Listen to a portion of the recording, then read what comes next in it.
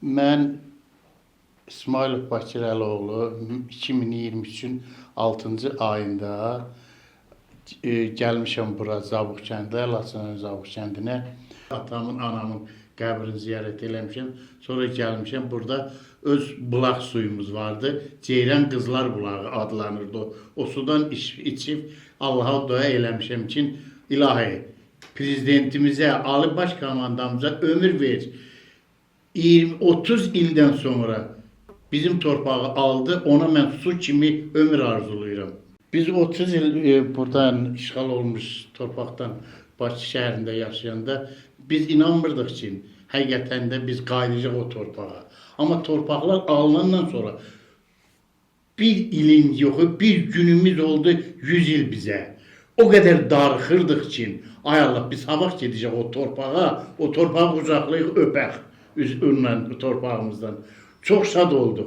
Ali Baş Komandamıza, cənab prezidentimizə uzun ömür arzulayıram. Mən ki, Azərbaycanın 20% torpağın bir ilin içində aldı. Mən ona uzun ömür arzulayıram. 1992-ci ilin may ayının 8-i idi.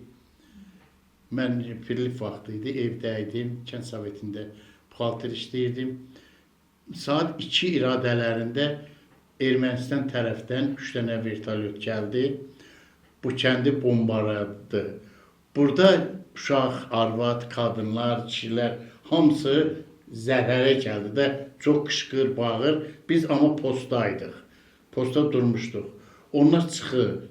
Çıxandan sonra 1992-nin may ayının 12-sində bizə dedilər ki, bura erməni gəlir, sizi əsir götürə bilər, bacardığınız qədər silahlanın, eləyin, çıxa bilirsinizsə çıxın yurdumuzdan.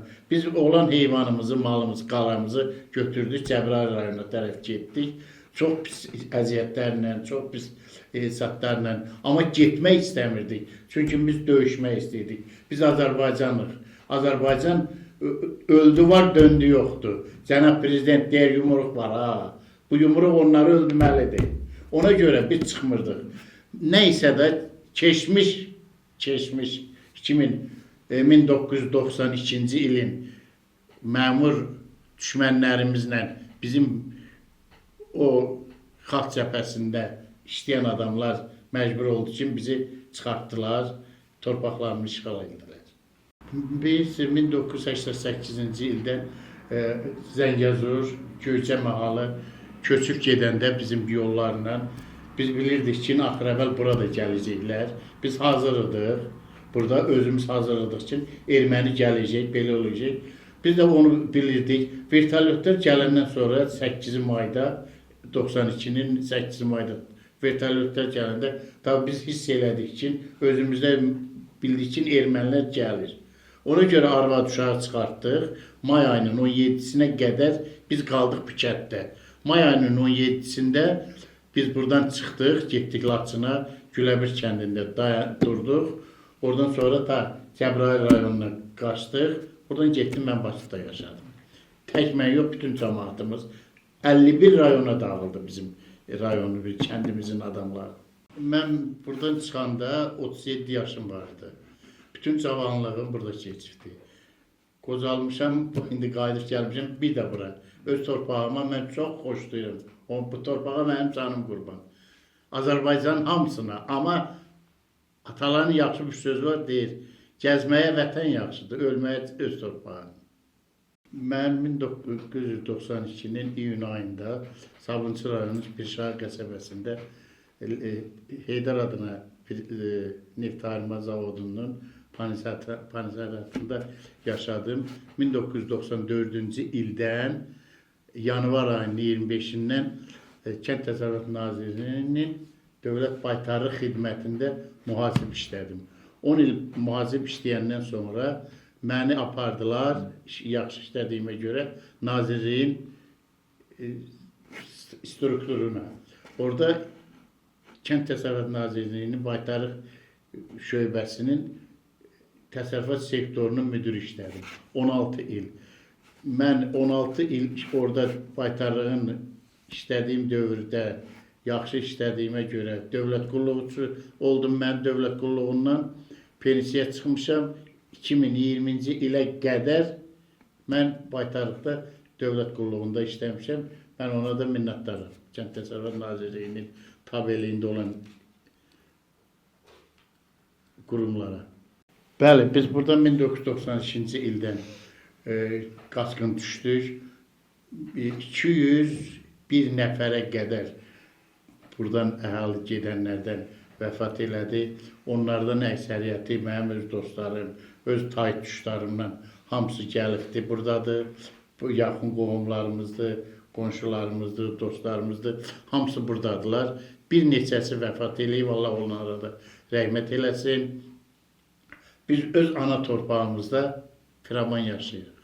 Biz 92-ci ildən bu kənddə yaşayan 1200-ə qədər əhalimiz vardı. Onlar 51 rayonunun, Azərbaycanın 51 rayonuna məskunlaşmışdılar.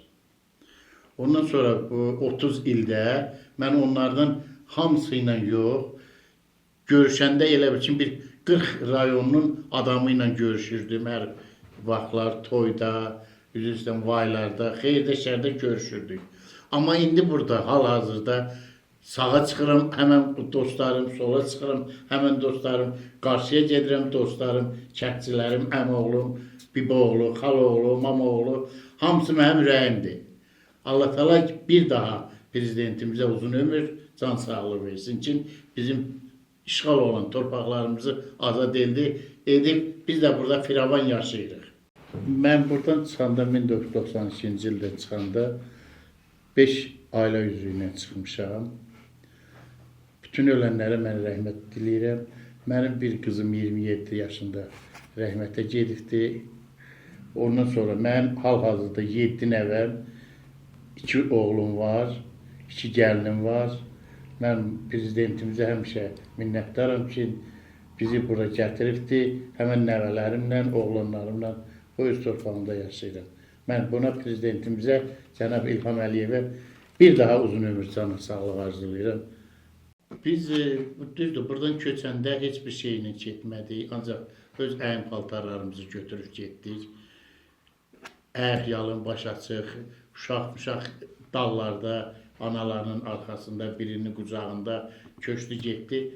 Bir 30 il orada yaşadıq, Bakı şəhərində. Hal-hazırda biz gəlmişik bura, bu zdaniyanı bizə veribdi. Biz çox firavanıq. Bu taxtadır, bugün var, səbəb yoxdur. Amma insaniyyətdir. Prezident kimi adamımız bizə hələ hörmət eləyib, bizi gətirib belə evlərlə təşkil eləyib, şərait yaradıb bizə. Hər şeyimiz, suyumuz, qazımız, kombimiz, hər şeyimiz var. Biz prezidentə uzun ömür arzulayırıq. Heç nəyimiz narazı deyilik bir şey. Prezidentdən ona uzun ömür arzulayıram mən ancaq.